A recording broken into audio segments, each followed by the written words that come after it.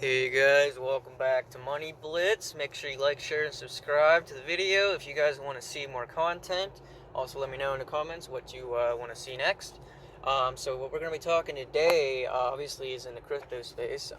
So what we're going to be talking about is Russia and Ukraine, with the war going on between them, and how that affects the United States, and ultimately how that affects crypto prices. So you guys that are, obviously you're here through Tectonic, or you're here for, single finance or Bitcoin or whatever you guys are tuning into this channel for. So obviously we know that Russia has invaded the Ukraine, and so they did this kind of without, without any hesitation, really, because of the U.S.'s standpoint.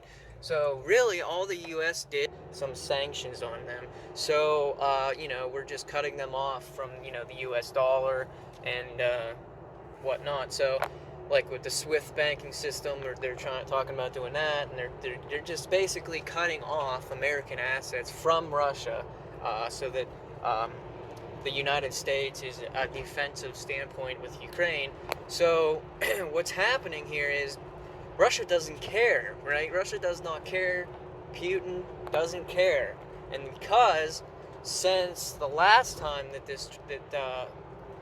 United States put sanctions on them, ever since I think it was like 2014, I'll have to look that up, guys. But ever since I think 2014, I will find the article for that somewhere. But ever since like 2014, Russia has been stockpiling gold, and that's because they've been sanctioned by so many different countries. So Russia doesn't care about the U.S. dollar. Actually, Russia is planning to destroy the U.S. dollar and make it worth less to them and everybody else. So so what they're trying to do here is de-dollarizing the U.S.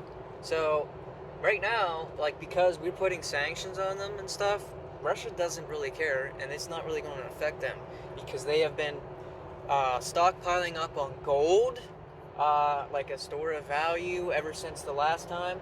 And you guessed it, guys, cryptocurrency, Bitcoin, right? So if they go ahead and cut Russia off from the Swift banking system, whatever, Russia is scared of that, because Bitcoin, okay, it falls outside of the U.S.'s, sanction things. The Bitcoin falls out of the sanctions. So does cryptocurrency in general. So the U.S. sanctions are not going to cover the broad spectrum of cryptocurrency. So let's say the U.S. says, "Oh, we're going to kick you out of Swift." Well, they're going to just buy into cryptocurrency, guys. They're going to buy into Bitcoin, Algorand, these infrastructure cryptocurrencies and platforms is what Russia's going to be investing in. And not only that, guys, but they can actually use Algorand or some of these other infrastructure cryptos, right? They can use these platforms to actually mint their own cryptocurrency. So Russia, within of itself, Vladimir Putin, they can just say, you know what, we're ditching the United States dollar, we're ditching the Russian currency, we're ditching everything, and we're just going to either buy into Bitcoin or Algorand or dogecoin or something of that matter, where they can use it as a transactionary currency in their own country, and nationally and globally, for that matter. So, or B, they may opt to say, you know what, we're just going to build our own ecosystem, our own sort of blockchain.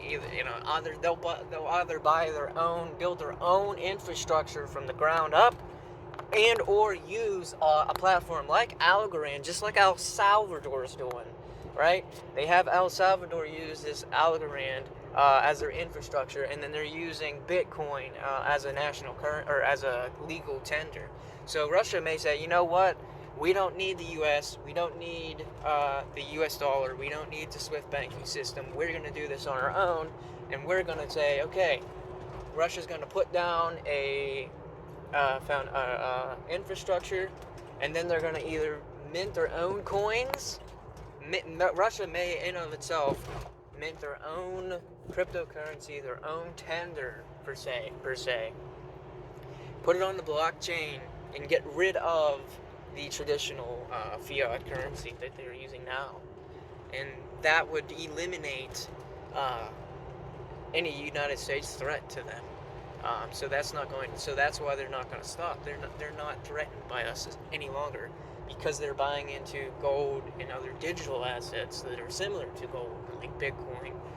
So if they go ahead and make cryptocurrency a legal tender, guys, whether it's an existing currency or they mint a brand new project of their own, that's going to be huge for not only just that project that they're going to use, but if they use their own, that's still good for the entire crypto market. It brings a new coin onto the market, guys, and so that also just increases the global awareness and the global adoption of cryptocurrency as a whole.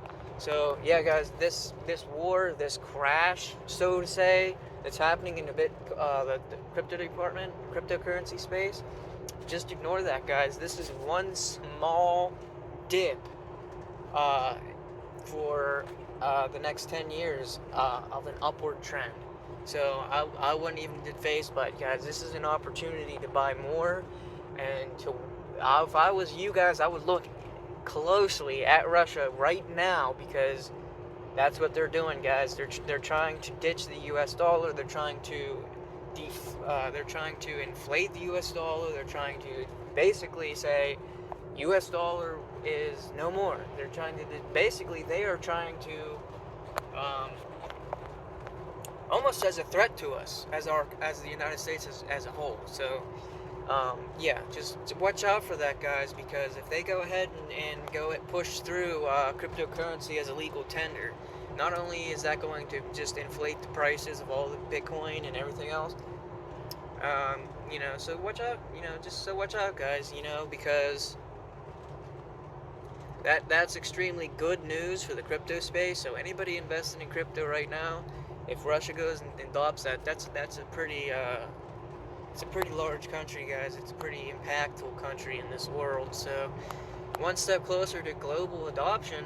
I mean, that's good news. So and I would say, guys, to watch out for coins like Algorand and stuff like that, because those are the I guess the layer 1 infrastructure cryptos to watch out for.